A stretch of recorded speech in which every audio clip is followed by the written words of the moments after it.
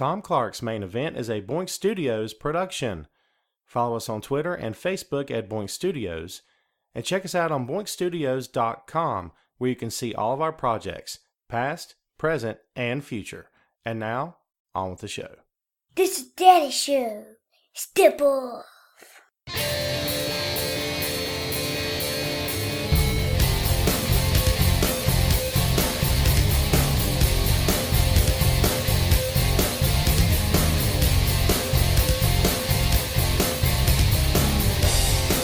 Hey, what is up? Welcome back to the program, folks. Thank you for tuning in.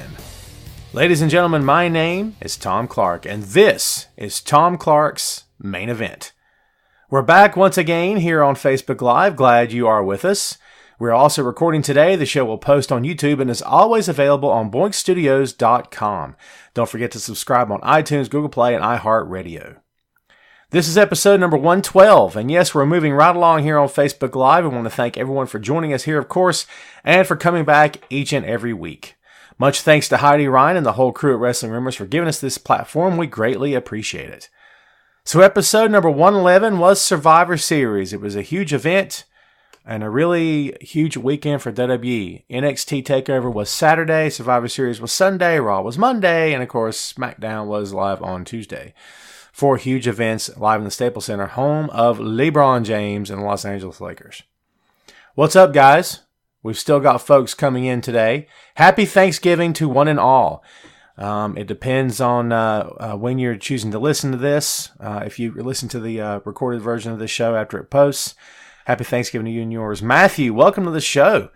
Got a couple of first-timers here today. That's awesome. Got our regulars that are here every week. We appreciate everyone for coming back and hanging out, man. I likes to hang out, yeah. It's kind of my thing. So nothing cooler to me than to hang out, to hang out with fellow pro wrestling fans, to get our talk on, as it were, talk about the business and discuss current topics and things of that nature. I've been writing my fingers to the bone, to quote John Lennon, and I've got blisters on me fingers, okay? No doubt. Watched NXT Saturday night, wrote 7 pieces that night, wrote 6 pieces 2 nights ago. I've started recently on ProWrestling.com. It's a fun gig. I dig it. Check me out there. We'll plug the stuff at the end of the show. But yeah, I've been busy. Billy, what's up, man? Linda, thanks. Appreciate the love. Awesome. Alma Clark. You know, I worked with an Alma Clark years ago. I'm not even making that up. No relation, but yeah, totally. Yes, prayers for Hacksaw Duggan. Alma says she learned one of her cousins was shot and killed last night. My God, was that you? You said your cousin? Alma, condolences to you and your family during this time. My God, so sorry to hear that. People going through some rough times, man. Just because it's Thanksgiving doesn't mean that it's all, turkeys and sweet potatoes and all that stuff, man. People are still living their real lives. Things happen. But yeah, my condolences. So everyone out there, like I said, I hope you had a good Thanksgiving. To everyone that wished me happy Thanksgiving on Facebook and on Instant Messenger, thank you very much. Took me a day or two to get to respond back. My apologies for that, but that means a lot to me. I appreciate that. I posted a picture of me and my kid on Facebook yesterday, wishing everyone happy Thanksgiving. I put it on the Wrestling Rumors page.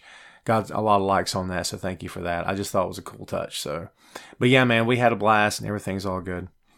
Ryan says he has come to say the N-word. I'm guessing there's a joke behind that. Andrew, welcome back. David, what's up? Okay, so we're going to go ahead and jump into this. And I think you guys know what we're going to talk about. This can encompass a lot of different things. So here we go. Episode 111, of course, was Survivor Series. This is number 112. And this time the main event is WWE Survivor Series Fallout. Because we always do the preview show the week before, and the week of we do the Fallout show. It's kind of becoming a running theme here on the main event, so that's what we're going to do now. JD, happy Thanksgiving to you as well. Very much appreciated. So, let's think about, hey, Jen, what's up? Hey, I appreciate that. Jen, if we're not friends, send me a message on Wrestling Rumors Instant Messenger, and I will send you a friend request. Sound good? That goes to everyone listening and watching today. I likes to collect friends. which sounds a lot creepier than the way I meant it. It's like one of those creepy alien races that collect humans and keep them in a zoo like, animals and watch them. So that went a lot farther than I thought it would. Brock versus Brian was pretty good. So we're going to get into this. Bradley, welcome to the show, man. First time watcher. Brian, send me a message in Instant Messenger. I'll be your buddy, your pal, your chum, your compadre, your amigo, your bro, your dude.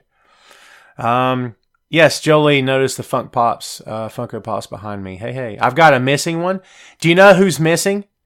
That in that little line is the Black Panther. This is Nakia. Okay, and Nakia fell off her base, and she leans when she stands. She leans straight out the box, which is really odd, and I could never get her to stand back up. So I think I'm going to try to find another one. I might try to find the base. It fell behind the futon somewhere, so maybe I'll rig it up and see if I can get her back up there. But yeah, I haven't bought any pops in a while, so I got to remedy that and make that happen. Lena, hello, welcome to the show. Richard, first-time viewer. Sweet, man, all these first-timers here today. This is awesome, man. Welcome, everyone, welcome. Hope you enjoy the show. Mary, first-time viewer. Mary, what is up? Welcome to the show. This is very cool indeed. Jorge, is it Jorge? Yes? Or is it George? I'm sorry, excuse me. I don't want to mess your name up. My apologies. First-time watcher from Cali. I don't have a Becky Lynch pop. What's my favorite behind me? Ooh. So I got the wrestling guys on the top. Right? On the top. And then like it goes Marvel. I got DC on that wall with Star Wars. I don't know if I have a favorite, man. I recently got the Will Ferrell cowbell from the SNL sketch. Blue Oyster Cult. That one's pretty cool. I got the music guys over there. I got Hendrix with the guitar, and he's doing this with the flames. And I actually have that on a poster to my left. So I don't know if I've got a favorite. Brenda, thank you so much. Thank you for the love. I appreciate that. Robert says he's a first-time viewer. How many people are you really first-time viewers? You just messing with me. I'm just saying. It's cool. Thank you, man. I appreciate that. Okay, so let's talk us some Survivor Series, because if you're listening to this show, you're kind of getting tired of me talking to the folks watching live, and this is kind of like time traveling, and now you're hearing me talk about stuff in the past, but you're listening. It's all really weird. But anyway, Survivor Series. Let me, is that Gonk Horrigan? Best name ever. Shut up. Gonk Horrigan. If that does not sound like a Star Wars character, I don't know what does. Who's got the bounty on his head? Gonk Horrigan. From the Alderaan system. That's good stuff. Yes, Braun is out. Rick says he's a first timer. Oh my God. This is all going crazy. Okay. So let's go into Survivor Series. What do you guys want to talk about first? We don't necessarily have to go in order here. Whatever you guys want to hit on, let's do that. Anybody out there? We can always start at the top if we have to. Sometimes I like to start at the main events and just work our way backwards. How's that sound to you? So, we've already had a couple of comments on Ronda. Let's go ahead and do this one. This was not the main event, but it was the semi-main event. Raw Women's Champion Ronda Rousey defeated Charlotte Flair by disqualification. Let's talk about that. So before I get crazy into your guys' comments and thoughts and words of wisdom on this, let me say this. Anytime I watch pro wrestling, I don't care if it's WWE, New Japan, Ring of Honor, Impact, Lucha, doesn't matter what it is. Whenever a big angle happens, whenever a title win happens, whenever a face turn or heel turn happens, one of the first things that I ask myself, sometimes out loud, is what did this do for this person? Because we tend to forget that even though it's a great big roster full of people in WWE, it's a great big locker room full of people, and they have many chess pieces to move around the board at any given time, each superstar has to be concerned with his or herself, yes? And so each person is an individual. Each person is their own separate entity. So what is good for that person? What makes the most sense for that person? I turn heel tonight. What does that mean for me? Like, I can sit back and say, oh, I think we all put on a great show. Yay, let's all pat each other on the back. But what happens to me tomorrow night? If you listen to Punk's show on Cole Cabana's podcast, the one that got all the lawsuits and stuff happening for him, his thing was always, what's next for me? What am I going to do next? That became his focus. And I don't think that's selfish at all. So anytime I watch a big angle happen, I always ask myself, what is in this for this person? And David asked, what do I think about what Charlotte did to Ronda Rousey? Which begs my question, what good came of Charlotte beating the living crap out of Ronda Rousey at Survivor Series? What good came of it? Does anybody know?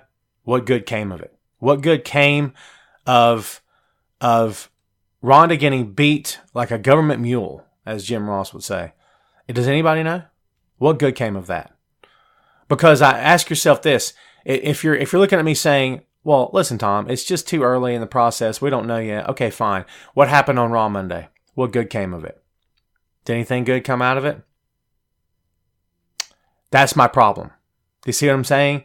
As you're scratching your head, and so am I, you got to ask yourself, what good came of this? What good came of laying out Ronda? Was the point to get across just that Ronda Rousey's tough? I thought we all knew that. I thought we all knew that Ronda was tough, hence the MMA background, champion in UFC. Didn't we know she was already tough? What was the point of this? Does anyone have a... Yes, she was booed, absolutely. Cheer for Charlotte because of Becky. Yeah, but at the same time, they booed Charlotte because of Becky too, not 72 hours before. Not a week before. I mean, fans are fickle. You're not... Listen, when you get a gigantic group of people, when we're talking about WWE fans, when you get that many people together, you're going to get all kinds of opinions. You're going to get all kinds of behaviors, all kinds of reactions. You're going to get people who have their favorites on one side or the other, and that's perfectly fine. Nothing wrong with that at all. But the problem is when the show is took over by the crowd. Okay, so you can fight that. You can try to fight it. You can argue. You can get frustrated. You can complain about it all day long, but it doesn't really make a difference. They are going to do what they're going to do. The company can't control that. However, I believe that they baited the entire situation by having Charlotte turn on Ronda in the end. It wasn't necessary. You could have prolonged this and set up a second match, maybe even at WrestleMania 35 if you wanted to, by doing nothing more than have a double count out or a time limit draw or somehow a no contest because they were just going at it and the ref couldn't pull them apart and they said, that's it, throw the match out. Could have done something, right? And no matter what the GM or GMs of the night tried to do, nothing would work. So they had to stop, right? And that would have left it set up perfectly for another match. It would have protected both women. I think it would have been fine. But no, Charlotte has to, go all nuts on Ronda at the end of the match and just destroy her. And again, I ask you, what good came from that? That's the problem I have. What good came from that? Because I'm not really sure. Okay, to set up a match at WrestleMania 35, Russell, to your point, yes, but it wasn't necessary. Did you need to do that? Because I still think it may be Becky versus Ronda at WrestleMania 35, but now it could be a triple threat. I don't know. I mean, that's April of 2019. We still got a little ways to go then, right? A lot of time to set this stuff up. But again, I ask you, what was the point of it? I think that Flair versus Ronda was a great match till Flair gave up on trying. Love to see an actual feud. Andrew raises a good point. Something Michael Cole was screaming in your ear for the last 5 minutes of the whole thing was this match was going fine. Charlotte was still in the match. I don't understand why she did this. She ruined it. She essentially ruined it. Okay? So they got the point across. You're 100% right. That's how it all came across for sure. Let's see. 4 horsewoman match at WrestleMania. I guess Marina Shafir is not ready for the main roster. At all, in my opinion. No disrespect. It's just I don't think she's there. Shayna Baszler is only one of the three that's active full-time on NXT each and every week, pretty much. So I just don't know if I see that at all. You know what I mean? I guess it could happen. Everyone seems to want it because it's one of those, oh, we have to see this. It's inevitable. They're all there. Well, Sting and Undertaker were in the same locker room on the same night, but they didn't work each other. That was inevitable too, and it never happened. You see what I'm saying? So yeah, I guess so. But, and Michael just said, whatever happened to the 4 horsewoman match? Chris, what was a good way to turn Flair heel again? I don't think you needed to turn Flair heel though, Chris. In my opinion, she was already getting booed. Here's what I think. I think turning Charlotte heel at the end of the Rousey match was WWE's way of hitting the reset button because they know they screwed up when they turned Becky on Charlotte to begin with. Imagine that. Imagine the company comes to its senses on something and says, geez, that Becky didn't really turn out the way we wanted it. Now, are they upset that they're selling more merch with Becky's name and picture on it? Of course not. That's a bonus. That's yay. But it didn't go the way they wanted because it didn't follow the storyline that they had intended. Now, they will tell you, well, listen, WWE fans are free to do whatever they want, boo whoever you want, cheer whoever you want, all that nonsense, blah, whatever. The company has a direction they want to go in, and it's directly affected by how the crowds respond. Now, they choose to change or they choose to not change. And the times they didn't choose to change was John Cena and Roman Reigns. They chose to say, well, screw it, these are our guys, we're not going to do that, right? So in this instance, perhaps, maybe, I don't know, it seems as though they're indeed going to change. They're changing direction, and they decided to turn Charlotte heel, which really kind of came from out of nowhere. I didn't really see that coming. I don't think anyone did. Sting got injured. Yeah, Michael, I'm talking about WrestleMania 30 when Taker and Sting, was it 30? Was it 31? When Taker and Sting were in the same locker room on the same night. Match didn't happen. See what I'm saying? Sting faced Triple H. What? You know what I mean? Like, and there's a picture of them online posing together backstage at Mania. And I'm like, they're right there. Book the match. But no, they couldn't do it. Wouldn't do it. I don't get it. So, Michael says his blog was seeing a lot of people have been. Velveteen Dream stole NXT shows. He getting caught up. Boy, I hope so. And I just wonder because I said low many moons ago, it seems now, that Bray Wyatt didn't need to win anything in order to be over and in order to be successful. I was partially right and partially wrong, right? So I say to you, I don't think Dream needs to win anything to be over at all. If Dream never holds a belt, I don't think it's going to matter. At the same time, the way WWE gears its main rosters, he kind of is going to have a title because if not, he may lose all the time. And if he loses all the time, where's his effectiveness at? His credibility with fans will be in the toilet. I hope the best for him. I love Dream. I do. We'll see what happens. I think they will let Flair versus Ronda go into the Rumble and then build the feud back up at the Rumble for a Last Woman Standing at WrestleMania 35. Ooh, I like Last Woman Standing. That's sweet. I'm digging that all day long. Sure, why not? Let's see. NXT Takeover, amazing. We'll talk about Takeover, sure. Jeff says everyone else sees the ladies pairing off. I'm just wondering if that's why Charlotte did what she did to Rousey. Charlotte and Lynch, first tag champs. Man, the tag team champs. Wow. Jen says, what are your thoughts on Randy pulling off Ray's mask? We've seen Ray without the mask before. If you ever followed WCW back in the day, or if you've seen any clips since then, we've all seen him without it. It's symbolic. It's kind of a thing. I don't put anything past Randy Orton. Randy Orton's goal, one of his goals at one time was Legend Killer, take out the veterans. Now his goal is like Hero Killer. I don't know what they're calling it, but like to take out your heroes. So that's an interesting change to his character. It's not a huge change. It's just a slight adjustment, a tweaking, if you will. I mean, I'm fine with it. It got the heat. Randy is one guy that's probably not going to get cheered. They figured it out with him, and he's figured it out for himself, right? Becky turns on Charlotte, Becky gets cheered. Randy turns on anybody, Randy gets hated. Because it's Randy, because Randy's so good at being so hated. Because just when you think you're going to cheer for him, I like Randy, yay, wait, he stuck his finger in Jeff Hardy's ear, ooh, I hate this guy. And next thing you know, you hate Randy Orton all over again. So he's very good at that. He's got no redeeming qualities at all when he's in heel mode. Not at all. So he's got to figure it out. All right, so let's see. Let's jump. I don't want to say jump, but let's go. Let's talk about the main event. You want to? Brock Lesnar, Universal Champion, defeated WWE Champion Daniel Bryan. Champion versus champion match at Survivor Series. So Daniel comes out. He's got that smirk, like he knows something about your mother. That's how he looks. Look at me. He's all like smirking and sneaky, and he's like trying to sulk around, and you're just looking at him saying, what is up with this guy? And you're like, he's got a plan. Daniel Bryan's got a plan. He did have a plan. He got suplexed to death. That was the plan. Disappointing. The match got praised. Daniel Bryan is automatic. And I don't care who Daniel's working. I don't care that people give him grief. I don't care. Daniel's one of the best in the game. My opinion. That's it. So he showed that here. But at the same time, I didn't get it. I didn't get why everything was exactly the same. And the match got dull. It got boring. People were getting restless. because Brock tried to start the Suplex City chant himself. When's the last time that ever happened? You know what I'm saying? Very messed up. I didn't see that, but very odd. Daniel just got tossed around like yesterday's garbage. It was weird. I was almost like, I can't believe this is what's happening. Of course, Daniel's a third of the guy's size or something like that, so whatever. But insane. I didn't see that coming. Fan of the match thought it was hard fought. Solid respect from Brock. Yeah, I guess. Yeah, SOS chant for sure.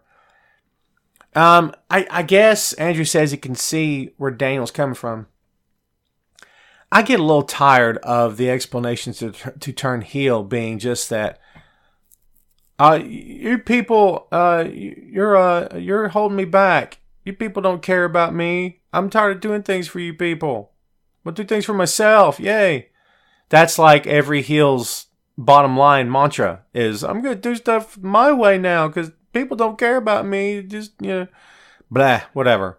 I like Daniel's explanation. He was in the hyperbaric chamber all those months and he was alone and it started getting to him.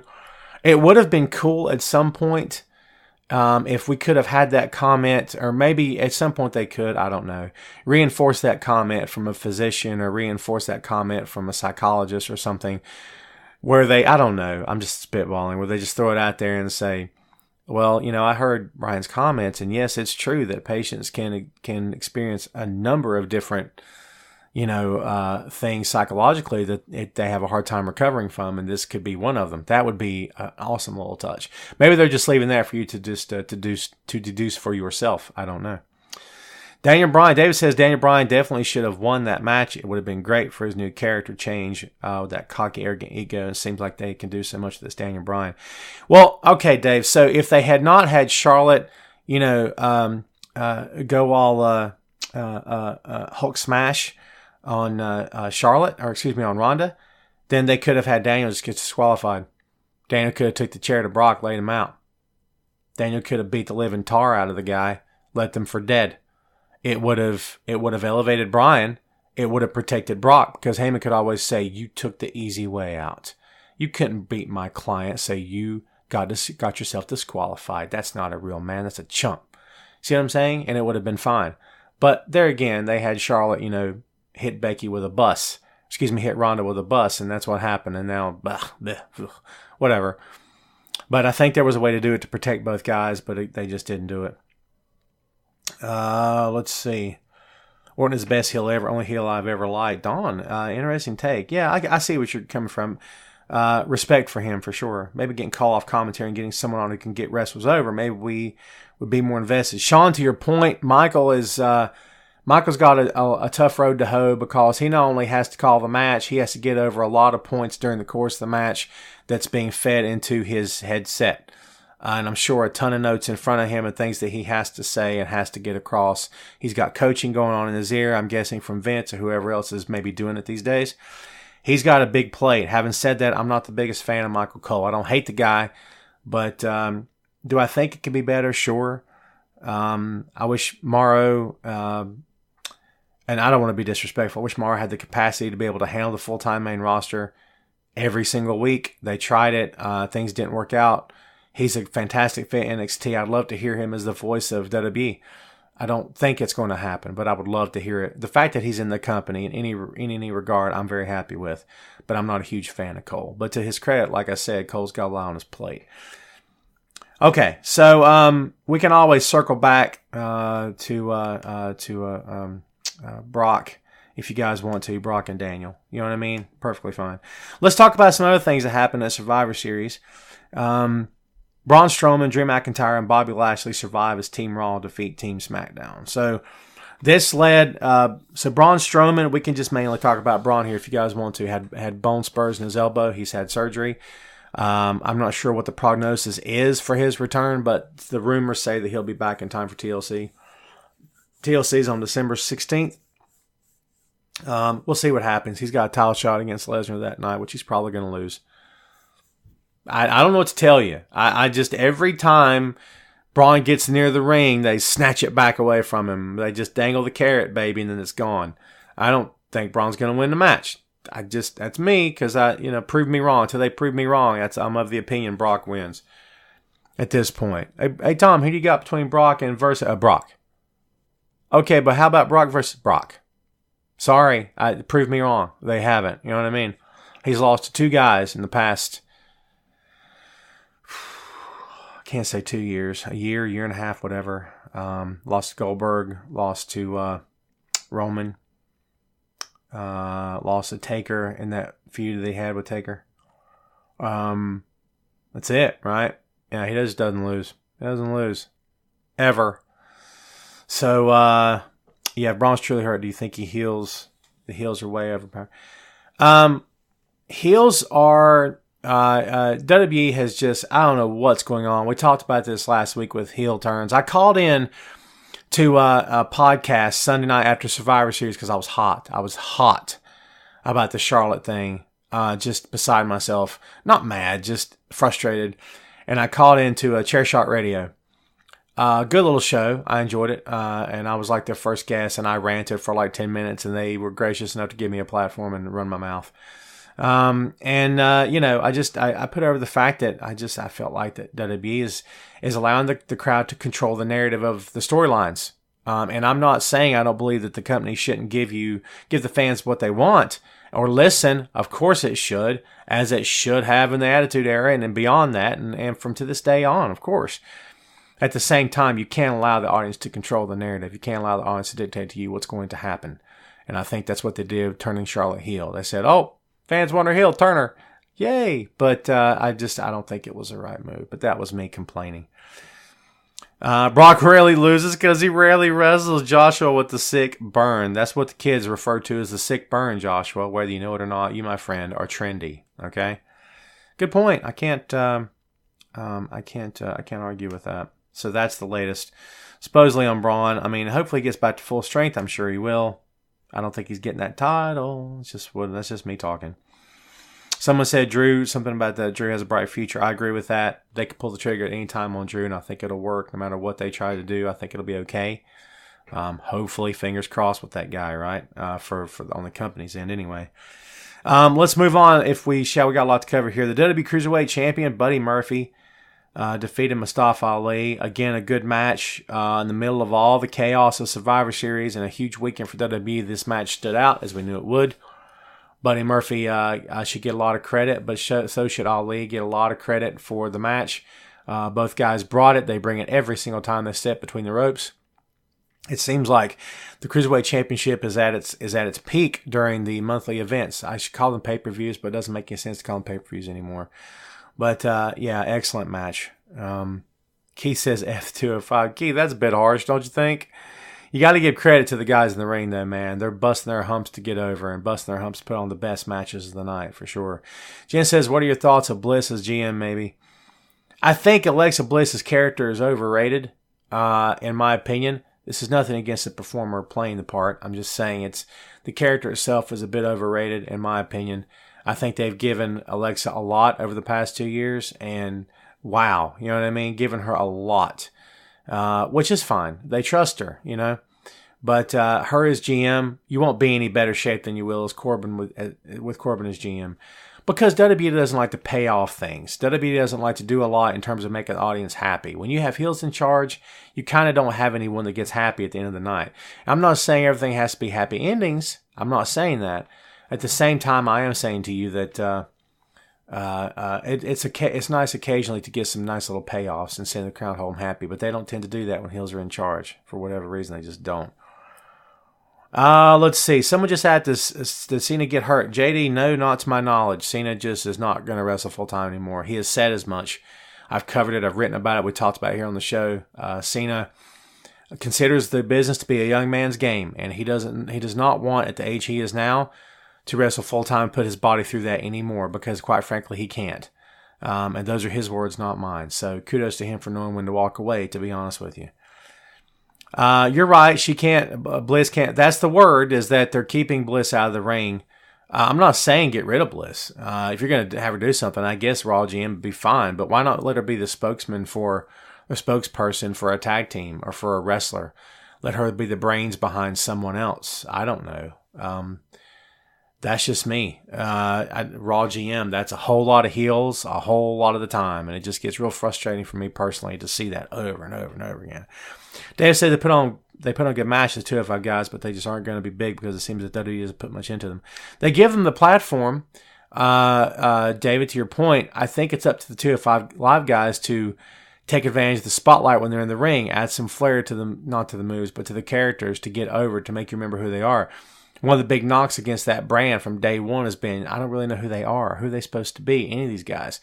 You only really know like the top handful of talents on that program. The rest of them are sort of nameless, faceless at times. You know what I mean?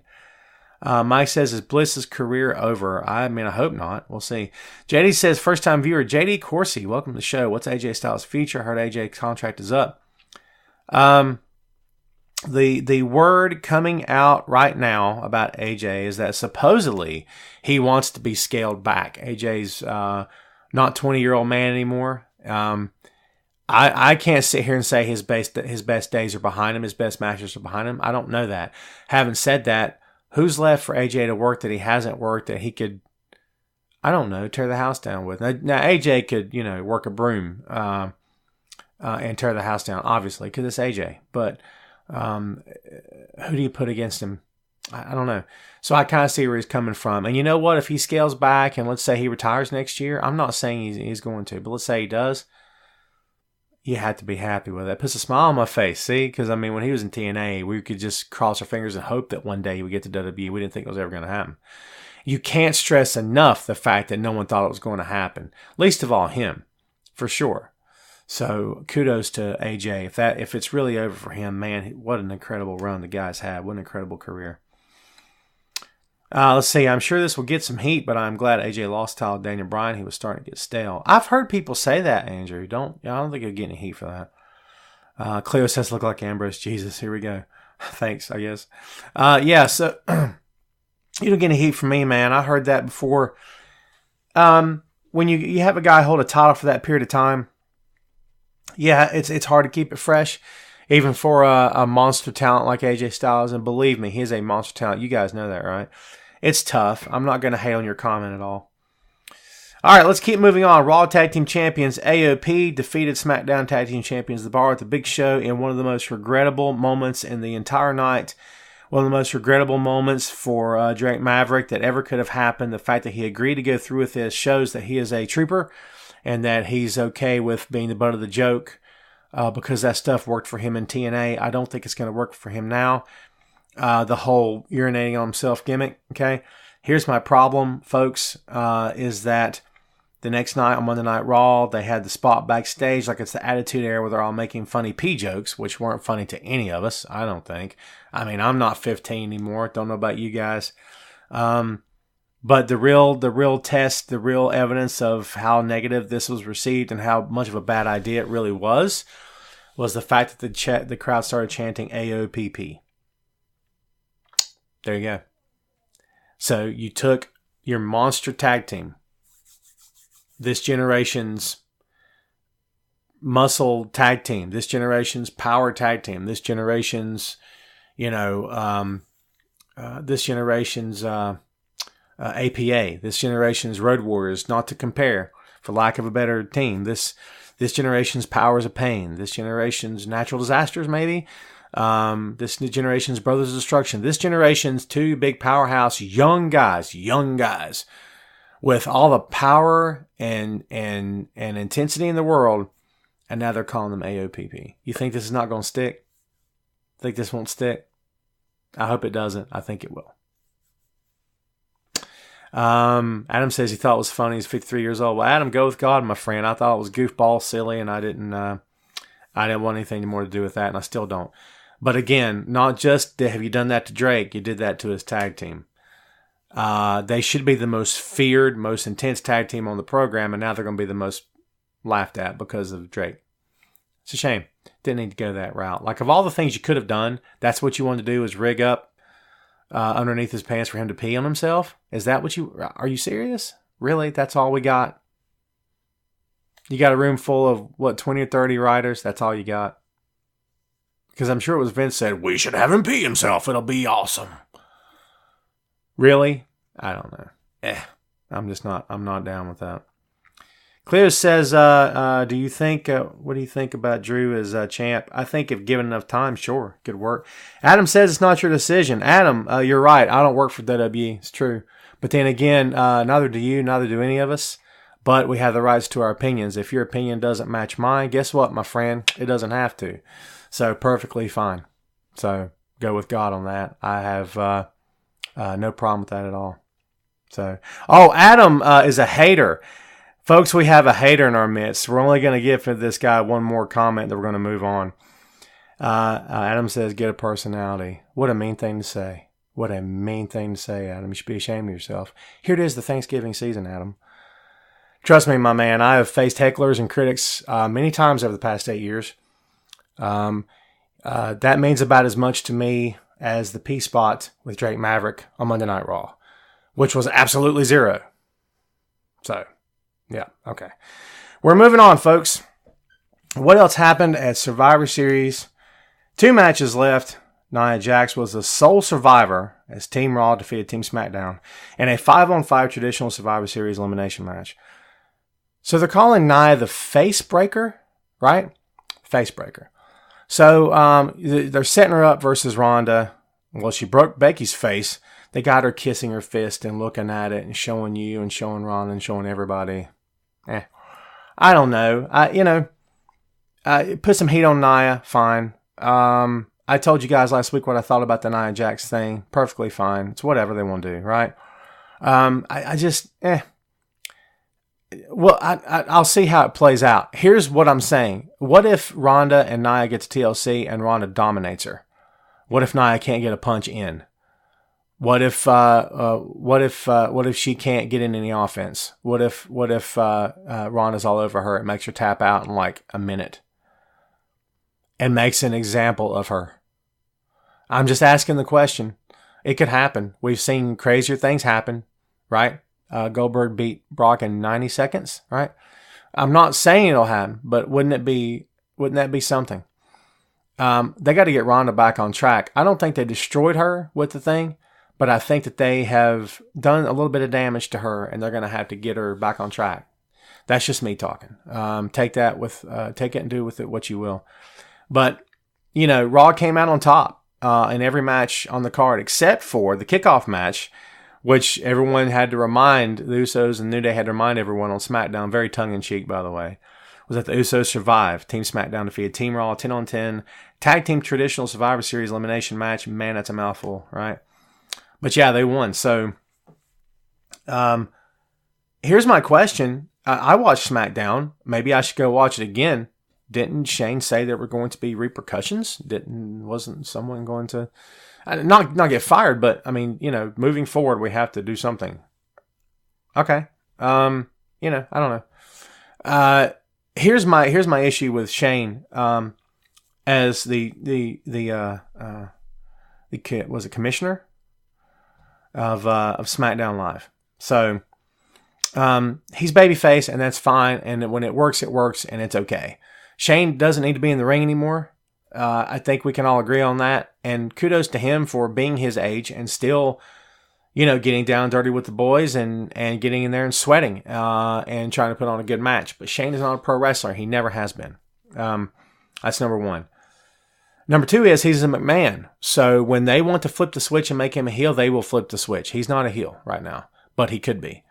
And so when the time comes to flip the switch, he'll be no different than Stephanie in that regard.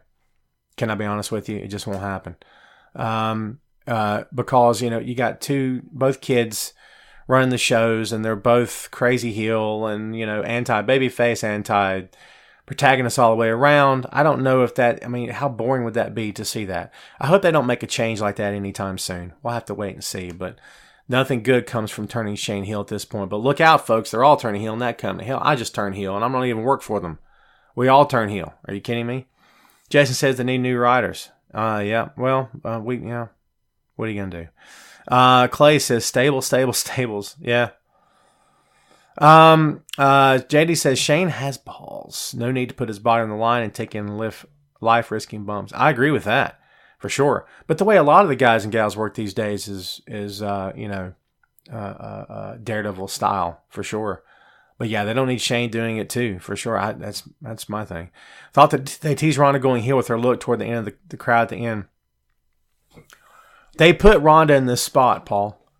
They put her in this spot. And now they put her, and don't hate on me for this because I'm not comparing. They put her in the Roman Reigns / John Cena spot where she doesn't back down. She's tough as nails. She fights and fights and fights and says the right thing and does the right thing, and the crowd hates her.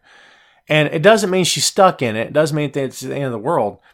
It means that she has to, maybe she doesn't have to work on it. They have to book her better. And what I saw was not good. It wasn't good on Survivor Series. It wasn't good on Raw. She shouldn't have to be in that position. She should have turned around and looked at that crowd and not even felt a thing. But her character, maybe the real woman as well, but her character for sure lets her emotions get the best of her. As we've seen before. Remember when Kurt was trying to talk her down and keep her from, ripping Alexa's arms out of their sockets, which wasn't easy to talk her down. But he's like, you don't understand. You're not in UFC anymore. We can't just go around doing this stuff. There's protocol. You can't just, as funny as that sounds for the world of pro wrestling logic says, well, he's kind of right. There's a way to do this. So her character has always sort of, shot first, asked questions later. Let's see. Braun Hurt, man. Finn should be champ. Finn Balor just still hanging out. You got a world-class talent with a world-class skill set that can deliver world-class matches, and he is just sort of hanging out. It's like collecting. WWE is collecting talents. They've collected the best talents from all around the world. They're not done. The display case still has room. They're going to continue to collect talents. WWE is like an NFL or like better yet, an NBA team that collects all these all-star players in order to win a championship. That's what WWE is. And man, I smell a column coming. But that's what they're doing. They are they are collecting all this talent in order to better the locker room, to better the programming. But there's so much. How can you do right by all these characters? It's like the first time you went to see the Avengers. What was your first concern about the Avengers? As comic book fans, what was your first concern? For me, I can tell you, it was, are they going to be able to give all these characters and actors the right amount of screen time in order to do justice to the story and do justice to the characters? Yes, they were. It probably wasn't easy. It's a balancing act. But is WWE really capable of giving as much screen time and attention and storyline detail to these characters as they need to, considering they just keep collecting and collecting and collecting? At this point, they need NXT. They have to have NXT in order to have a place to put the rest of the collection. The collection comes in, for the most part, NXT, and then they filter up to the main rosters where they may or may not even make it. Crazy. You know what I'm saying? Crazy.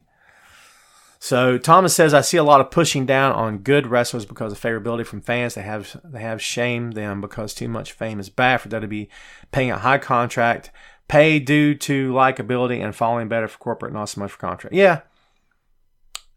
I can't dispute that. I see where you're coming from on that. I don't know if they're doing anything intentionally though, Thomas, for real. I don't think it is. I don't think WWE as a company is grinding an axe against anyone intentionally. And, call me naive, but I just don't think that's happening. This is not the pro wrestling business of the 1980s. There's a lot more to consider now instead of just pro wrestling politics that happen in the locker room. There's a lot more to consider now than just, he's not getting the job done. We're going to take his match away, or we're going to have the guys working tonight. We're going to ask him to work him a little snug to pay him back or whatever. And in terms of the old pro wrestling politics, I just don't see that as much anymore as we've seen in the past. Do you know what I mean? UK NXT UK is sorely needed. I agree with that. What do I think of Lars Sullivan on the main roster? Miss Lopez, hello. How are you? Welcome to the show. So, great segue, and thank you for bringing it. Lars Sullivan on the main roster. This is a topic I've written about several times in the past, so let's discuss this real quick. Okay, so let's see if we can keep them all. Tenzai, the Great Khali, Big Show to some regard, Braun Strowman at first because we weren't sure. And I know there's another one out there that I'm not thinking of right now. Maybe A-Train, Prince Albert. and I'm sure several others. The big man complex in WWE, the big man syndrome, is this. You come in, you're huge. You're over, you're a force of nature, you destroy, you demolish, you smash, you bash, you trash, you crush, you overwhelm, you annihilate. Every other word you can possibly imagine. 6 months down the road, you're dancing in the ring to music. And you're making the kids laugh. And you have a funny little t-shirt. And you're shaking hands. And hey, I'm a clown. Look at me. Because WWE cannot or will not take the big man and keep him in that zone. The big man's going to become a character baby face. He'll become a joke. So that's my fear for Lars Sullivan. I think Lars could be big on the main roster, no pun intended. I fear for what will happen to him in the long run. That's just me talking. Yeah, Lord Tensai, excuse me, Paul. Yeah. But Paul, to the point, though, it could have worked. I think it could have worked. Fans knew who he was. It didn't matter. They tried to explain that anyway. One of his first nights on Raw, he pinned John Cena. Clean. It's pretty good. But after that, he's dancing. Brodus Clay, another example. Big, menacing heel. They make him a comedy sideshow act. And I love Brodus. I do. No disrespect to Brodus. He did what was working for him. Okay? Collie was a joke. Okay, for sure. Collie couldn't work. The point is, they said, well, I think we've had about enough of this big punishing heel business. Let's just make him dance.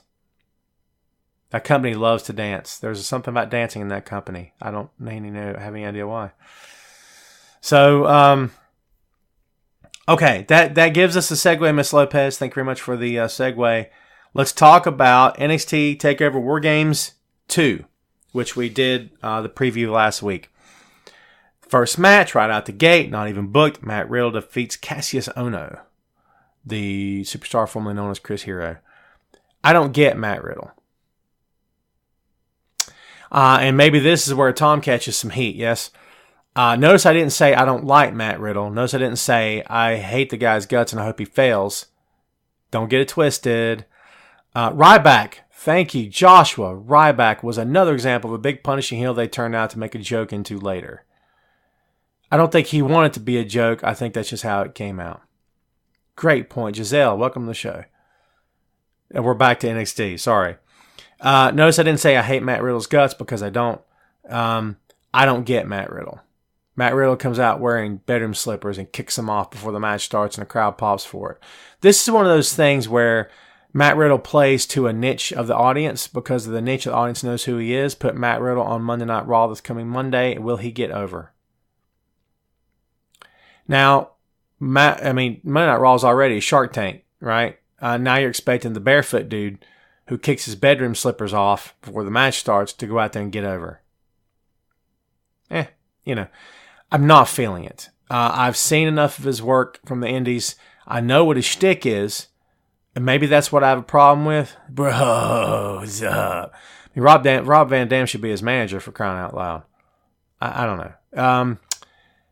No disrespect. If I could talk to the guy right now, I'd tell him, no disrespect, but I don't get your character. Explain to me what you are, who you are.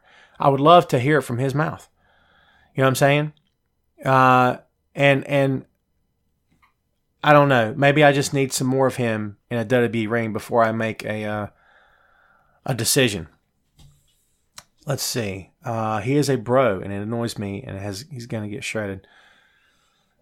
I don't know how they handle this character. I think being barefoot in a WWE ring is maybe a bad idea. Rusev did it. Didn't Rusev get a toe broken or something like that, and they put him in boots and said, well, that's enough of that crap. Am I wrong? Did he have an ankle injury or something like that? That's one of the drawbacks to doing it. Now, it's kind of different world class when you had Kevin Von Erich running around without boots on. But the Von Erich boys were calling those matches 9.9 times out of 10, right? I would say. So they knew how to keep themselves mobile and fluid in the ring. That's my guess as to why it always worked with Kevin. But I don't know that Kevin never hurt his feet at some point or hurt his ankles or whatever. I'm sure at some point probably did. So, yeah. Andrew says dance break. I'd say I like that. It's funny. Tony says, I see your point, but I've been kicking my slippers off like that every night since TakeOver. Tony, good for you. It's funny. The Snuka effect. Ooh, Paul, thank you for mentioning Snuka. You know what's funny? The classic 1980s WWF guys. Snuka wasn't just WWF, right? But it's where most of his fame came from, yes.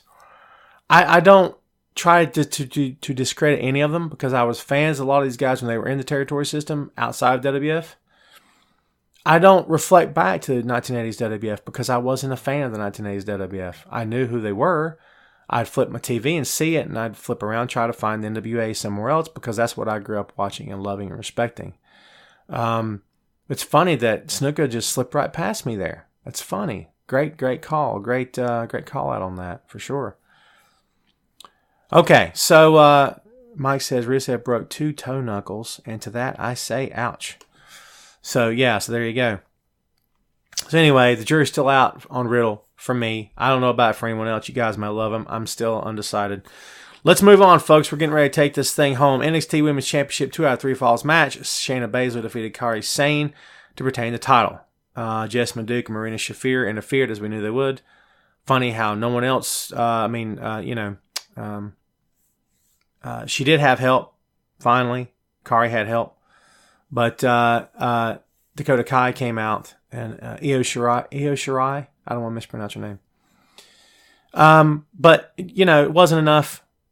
I like the fact that Kairi won via screwjob, that Kari's not just flat out getting pinned for no good reason, that it's evident that Shayna has to have help, which is funny for the big bruising, tough UFC MMA girl heel that thinks she can tap out half the roster. But the little Japanese wrestler that she makes fun of that's a pirate, she can't beat her without help. How you like them apples? Applesauce, okay? I'm just saying. And they all know that. They're all aware of that. It's not just me saying that. They all know that. And that's what works here. It's because fans are going, excuse me, I thought you were the MMA girl. Why do you need help to beat the pirate girl? Isn't that awesome? Think about that. I mean, it's done intentionally, and I dig the crap out of that. I'm for it, 100%. So I do think Sane will get the title back at some point. What'd you guys think of the match? Kairi kicked out. Yeah, Kairi kicked out. Yeah. Gisela, oh no, Gisela's getting upset with me again, folks. Gisela, what is your question? I was going to call you my dear, and it always sounds weird for a guy with gray in his beard to call anyone dear. Hello, my dear. It sounds, first of all, like a vampire. Second of all, it sounds like a date rapist, and I don't want to be that guy, all right? Dirty old man over here. Gisela, hit me with your question. Oh, she asked about Enzo. Oh, Enzo. Yikes. Don't laugh. Enzo was in my dream last night. And I had to remind myself this morning that it was a dream and didn't really happen. I made the comment Sunday night during Survivor Series because everyone was saying, well, that wasn't, that was real. He just bought a ticket. He wore a disguise, all this other stuff. And I said, well, if he ends up on WWE TV, it would have meant that either it was staged or it led to him being rehired. That was my comment. And everyone said, shut up. But it's true. Every time you think something is whatever, it's pro wrestling. They get you to look left while something to the right of you is happening. It's misdirection. That's what they do. It's pro wrestling. It's magic show. It's what it is. But yeah, it looks as though it was Enzo just being Enzo. Enzo, the dumbest guy in the room. How you doing? Unbelievable. Wow. For someone to go to those lengths to get noticed. And then, did I hear or read somewhere, where did I hear this, that the next night he had a rap concert and no one showed up? Because no one cares about Enzo Amore. Enzo Amore knows this, right? So what's Enzo going to do about it? Probably much of nothing. Larry says, poor Cassius, Chris Hero can't even get mentioned after a squash match. Before I asked a question about him, he's been around for 20 years. We've talked about Cassius Ono. We've talked about Chris Hero. We just talked about him versus Matt Riddle. I think Ono's perfectly happy with where he is. And I don't know the guy, and I don't know that for sure, but that's how it feels, is that he seems to be perfectly happy with what he's doing right now. Do you know what I mean? Because, yeah, he's on TV, but he's helping these guys backstage. He must be. I don't know if he's qualified as a trainer or designated as a trainer for NXT, but that he's giving advice to these guys behind the curtain. I would say if I'm Chris Hero, I'm not saying he can't do better anywhere else. Maybe he could. But to your point, 20 years in the business, isn't it time to kind of sit back and maybe not coast, but take a fairly easy paycheck? I'm not suggesting that's his motive. Don't misunderstand me here. I'm not saying that. But if I'm Chris Hero, I'm thinking, I think I'd like to sit down for a little bit. I've busted my hump for 20 years to learn my craft. And now I got the world's largest pro wrestling company saying, hey, what do you think about talking to the boys as they come through the curtain and the girls? I mean, if you're Chris Hero, how do you not do that? And you take the pay? Come on. I think I'm perfectly fine with that. 20 years in, how's he feeling these days? How's Chris feeling? I'd love to ask him that. Maybe I'll try to score an interview with him, right? How are you feeling? That's what I'd like to know. And if the answer is, I feel great, then guess what? He's probably doing the right thing for his body, for his mind, and his career. That's me. That's what I'm saying. Hey, Larry, no worries, man. All good, brother. All good. Again, I try to get to comments. It's tough. I'm probably answering like 30% of the comments. My apologies. Am I getting Smash Brothers Ultimate? David, I'm sorry. I apologize. I'm assuming that's a video game. I do play Xbox, but I'm not sure what that is. I'm sorry. I'm not up on that. Giselle says, what did you think about Charlotte and Ronda? Oh, Giselle, you're so late to the party, my dear. See how creepy that sounded? Choked up. We've talked about Charlotte and Ronda. I'm good with the match. Thought the match was... can I be honest with you? This is something we didn't cover since Gisela brought it up again. I think, did Charlotte get too much? Now, I'm not saying that Charlotte shouldn't have called the match. Charlotte called the match. You can tell Charlotte called the match, and she should have. And that's the way it should have been. I'm sure Ronda was 150% fine with her calling the match. I don't know if Ronda's called a match yet. That's just me talking, just my guess. But absolutely Charlotte should have called the match. Absolutely Charlotte should have got some heat on her during the match. Did she have too much? That's my I don't know face. Look. I don't know. That's for you to decide. It kind of felt like it was a smidge too much. And that's metric system, by the way. Smidge. Paul says he loved it. Hey, go with God, man. Okay, so let's wrap up with NXT here before we call it a day. So, Aleister Black. I just finished watching the match on my TV because I'm rewatching NXT for like the third time. Black and Gargano had one of the candidates for Match of the Year in the month of November, folks. If you haven't watched it, go do yourself a favor and watch it. It was, I can't call it epic. It was pretty freaking close to epic. So good. So good. No titles, no title shots, no cages, no valets, no chains, no goofy promos, straight up wrestling. If there's anyone you need to be concerned about, are they going to do right by him on the main roster? I don't think it's Dream. I think you could put Dream in the funniest, goofiest situations that you've ever seen, and Dream's going to rise to the top because he's so friggin' entertaining.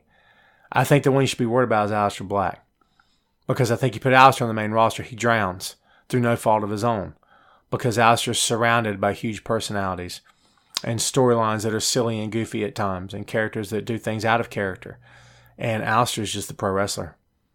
He's charismatic. He's intense. Don't misunderstand me. But he's not Velveteen Dream in terms of being able to assimilate into the entertainment structure of WWE's main roster. And that's me talking. But if you haven't seen it, and people want to see Black join the main roster now for sure. Black Gargano is about as good as it gets. 150% agree. Dream with the Fashion Police. Joshua just said something that now I want to have happen. Can you imagine the Fashion Police attempting to give Velveteen Dream fashion tips? That's contentment on my face right now. I'm loving that all day long. John Clark. John's my brother. Did you guys know that?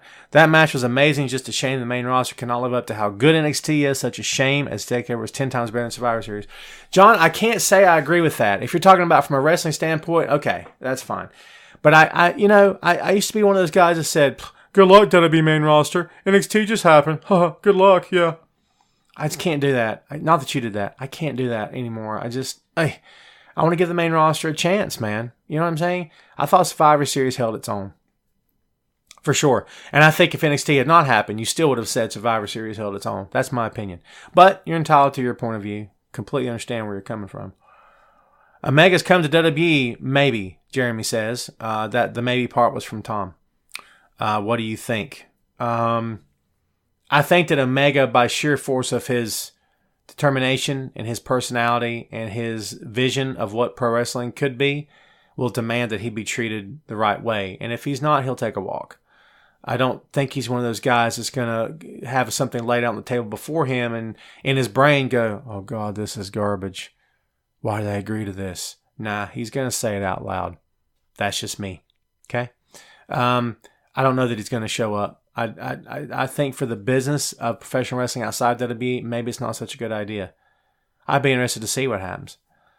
But I don't know. Let's see. Maybe put Black with Dean Ambrose, 2 wild wrestlers, make a good tag team. Rebecca, what's up? So, I'm not hating that, but I think that they would do something. Hey, put Paul Heyman with Aleister Black. And I know we made the comment, or I made the comment last week, that how do you put Paul with someone that he's taller than or that he's bigger than physically? That's weird. Dude, when I was in the business, I was 6'3", 310 pounds. And a couple of the guys in our heel stable were shorter than me and way less than me. And I'm the manager. And I'm out there being the manager. It was like DDP managing Razor Ramon, for God's sake. You know what I mean? Or what do they call him? Diamond Stud? Is that what they called him? Something of that nature. So, yeah. I don't know. But Aleister can talk. It's not that he can't cut a promo. I'd be interested to see what Paul could do with him, though. So, Triple H needs NXT stars to invade SmackDown Raw. There's an interesting thing. Okay, so let's try to get to the point we're taking this home here, folks. Sound good? So Tommaso Ciampa. Jesus, I screwed his name up again. Did you hear that? It's Ciampa, by the way. He'll tell you it's Ciampa. Tommaso Ciampa. Defeated the Velveteen Dream, which, by the way, this match is on my TV right now to retain the title. I don't know. And see, Dream didn't win. He didn't have to, right? It didn't affect him in my eyes at all. Diamond Stud. Thanks, Paul. Yeah. And then, Velveteen comes out with the Hollywood Hogan gimmick. Funny. Good stuff. Wore it better than Hogan ever did. Am I right? Am I right? Yes, I am. You know it. Shut up. Ciampa with the belt and the tights, which is an odd looking thing for me. But, got the job done, retained the title. So, good match. I don't know if I can call it better than Gargano and Black. I thought the story between Gargano and Black was better. But, yeah, it was a good match. Christopher says it was great. It's hard for me to argue with that at all. I thought it was well worth your time. If you haven't seen this match, go watch it. If you haven't seen NXT TakeOver WarGames 2, watch it. And especially watch the WarGames match. NXT Champion Ricochet, WWK Champion Pete Dunne, and the War Raiders, who I like all over again after this match, defeated the Undisputed Era. The Undisputed Era fell. Hanson put Kyle O'Reilly crashing through a table. There was all sorts of crazy spots. Ricochet connected with an insane double moonsault from the top of the cage. WWE.com's words, not mine. But I will agree with that assessment. Last night, Thanksgiving night, me and my 10-year-old sat down and watched just that match. And he popped for it. He was impressed with it. And my kid doesn't watch a lot of pro wrestling like he used to. And I take him to the shows, but as far as watching on TV every week, he doesn't really do it. But he was impressed. And it was like, here we go, kid. This is it. You know what I mean? And it was, he was impressed, and it was such a good match. A lot of high spots in that match. And I'm back and forth on high spots in terms of how I feel about them. Yeah, Jolie says that insane jump, yeah. Paul with Ronda. Sure, I guess, Paul, you put Paul's name next to anyone, it automatically elevates that person. It may not make sense to you in terms of the chemistry, but I think that person's automatically elevated, don't you think? So Ricochet is amazing. I have to believe that you're right on that. I'm still afraid for the guy. I can't help it. I'm afraid for the guy's future. I don't want him to wake up at 50 and can't walk. That's what concerns me for him. Will Ospreay, Seth Rollins for that matter, any number of guys who work the dangerous, I don't want to call it dangerous style because that denotes a a belief that I believe that they are dangerous themselves, dangerous workers. I don't think they're dangerous workers. They're just risky. They just take a lot of risks. I don't get it. But, it is what it is. But, yeah, I fear for them for sure. But, yeah, I have to say, good match, a great match. Go watch it. It brought the house down, as we knew it would. But almost every match did on that show. I think it did. So, what do you guys think? How do you think the weekend went? I think SmackDown and Raw paled in comparison to the two big shows, but I think we knew they would. I was impressed with the whole weekend of events, and I think I can't wait till the next go-around. I think the next go-around will be just as much fun, hopefully. And, anxious to see what WWE does next. I've written a lot this week. We'll continue to write a lot this coming Saturday night. And, yeah, man, train kept it rolling all night long. That's me. Got to keep churning them out. Okay, David says, when is Reigns coming back? There's no timetable, Dave. And I say, let the man take as much time as he needs. Yeah, Ciampa did call a great match. Yep. Yeah, definitely top heel for sure. Hey, man, we've been going for about an hour and 5 or 10. So I think we're about ready to take it home. Crowd's dwindled down. I think we've covered everything we wanted to cover. Someone keeps asking about Bray Wyatt. The only thing I know about Bray Wyatt is that they're keeping him off TV because they didn't have anything to do with him after Matt stopped working. I don't know if Bray's dealing with a nagging injury. It could very well be. You would think that he's healed it by now is my guess, but I don't know. I'm anxious to see Bray come back. I'm anxious to see what they'll do with Bray. That's where my question is. How do you handle this guy now? You know what I'm saying? I don't have any Becky news for you. I thought it was interesting they kept her off TV. Maybe they should have with the sort of a train wreck that the Ronda and Charlotte promos were. The Charlotte promo on SmackDown was a train wreck for me. She had the Iconics, who I'm not down with. I think it's the beautiful people all over again.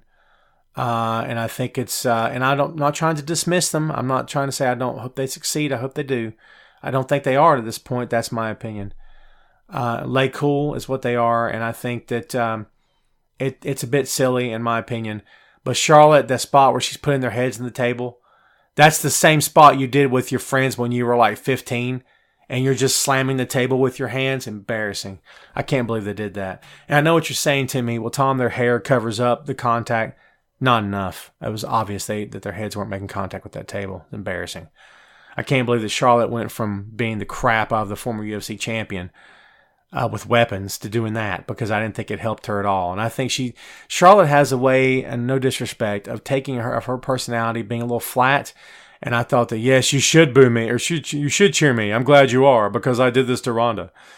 And I think the crowd at that point was like, oh, no, if you keep talking like that, we're going to hate you all over again. Don't do that again. Because it's like when the character plays back with the fans too much, it's almost like the crowd goes, no, you can't do that. Only we're allowed to do that. It's a very weird, bizarre dynamic happening between WWE and the fans these days.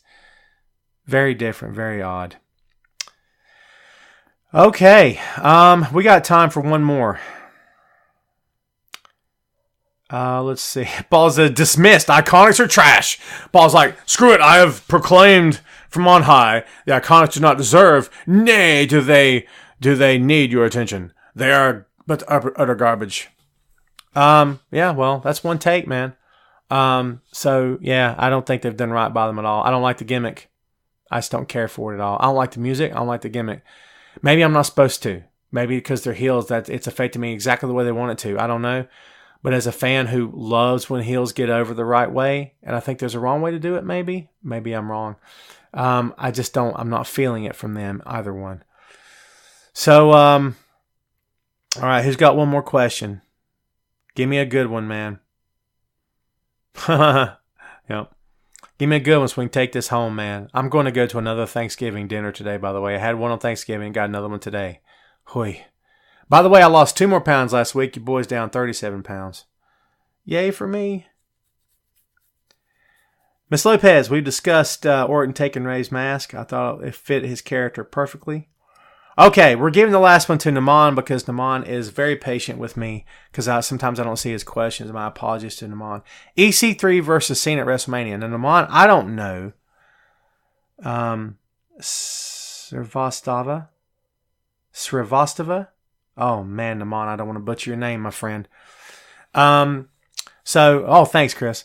So I don't know if there's any buzz about EC3 going to the main roster, and especially not working scene at WrestleMania 35. But if you're asking me what I think EC3's got charisma, and I think he could match up with anybody in the locker room. And I saw him at a live event for an indie pro wrestling show several months ago. I took my kid to see him. Met Ron Simmons that night. Pretty cool thing. Amongst all the other quote-unquote names that were there, and there was guys from other companies and stuff, of course, he stood out. You could tell just by his body language, he stood out. You know what I'm saying? This is before he signed with WWE, of course. But yeah, I like EC3. I think that John would like working with EC3. I don't know if that's going to happen, but you know how John used to get fed the new talent and stuff? I mean, yeah, sure, right? I mean, I think it's possible. Okay, that's all I've got for you, man. Oh, Jim. Okay, fine, Jim. We'll throw this to you, my friend. The All Elite Wrestling. There's a lot of rumors out there, and it seems to be verified now because of the trademark situation that's happening, that the Young Bucks and Cody Rhodes are moving forward with a brand new wrestling promotion, and that they're going to call it All Elite Pro Wrestling or All Elite Wrestling. So, hey, man, I love it. I love it. And automatically from day one, they started talking about competition. They use the word competition. What? With WWE, the company's been around since the 60s and is firmly established worldwide. You think Cody Rhodes thinks it's competition? Please, folks, don't fall for that vicious cycle of nonsense that a lot of fans let themselves get sucked into. All Elite Wrestling is not competition, and it won't be. And I don't think they care. They just want to put out a good wrestling product. And I think that as long as you do what play to your strengths and do what works for you, that's how you are successful in this business. Because if you go after WWE, you're going to fail. Ask WCW, ask Eric Bischoff what it went like going after WWE and how good it turned out for him. Okay? Just saying. Not saying I agree with any of that in terms of the right or wrong of it. I'm just saying Vince is an animal when it comes down to it, and he will do whatever's necessary to win. And you have to know your limitations. And I don't think setting out to be better than them. If you want to set out to be the best in the world, go for that. If your mantra is, I want to be better than Vince McMahon, you're wasting your time. And you're going to waste your resources and your money. Don't do it. Other companies bigger than you have tried. Other companies bigger than you have failed. That's all I got, man. We're going to do this. Jolie, have a great day to you as well. Yes, Jolie, sounds fantastic. Send that to me. No worries. Send it to me, and we'll see what we can do. Thank you much. Okay, man, that's all I've got for you. Our crowd's dwindled. We're going to take it home now. I'm going to remind you good folks out there, if you want to check out any of my content from any of the websites I write for, go to boinkstudios.com, BOINK studios.com, one word, of course, and check out the stuff. I'm now with ProWrestling.com 3 nights a week. I continue to be with Wrestling Rumors. Much thanks to Wrestling Rumors. Heidi, what's up? How are you? Thanks for everything that you've done for me. Also on the floor seat of the Sports Daily and on the Chairshot.com. That's where I'm at, man. If you want to follow me on Twitter, it's at Tom Clark Writes, WRITES. Follow me, and I'll follow you back on Twitter. Some of you have. I appreciate it. If we're not friends on the Facebook, send me a message in Wrestling Rumors Facebook Messenger and say, hey, Tom, it's me. What's up? And I will send you a friend request. Everyone listening to the show and watching right now that has done so has gotten a friend request, and we're buddies now. Ask them, and they'll tell you. Sound good? Sound great. That's all I got for you, man. Joshua, thank you, sir. I appreciate it. Betty, thanks for hanging out. Miss Lopez, have a great day. Alma, you too. Have a great one. To all those listening, thanks for being patient with me as I talk wrestling with the live Facebook crowd. Remember to tune in each and every week here on Facebook Live, 12 p.m. Eastern Standard Time, right here, Tom Clark's Main Event. That's all we got for you. We'll see you next time on Tom Clark's Main Event.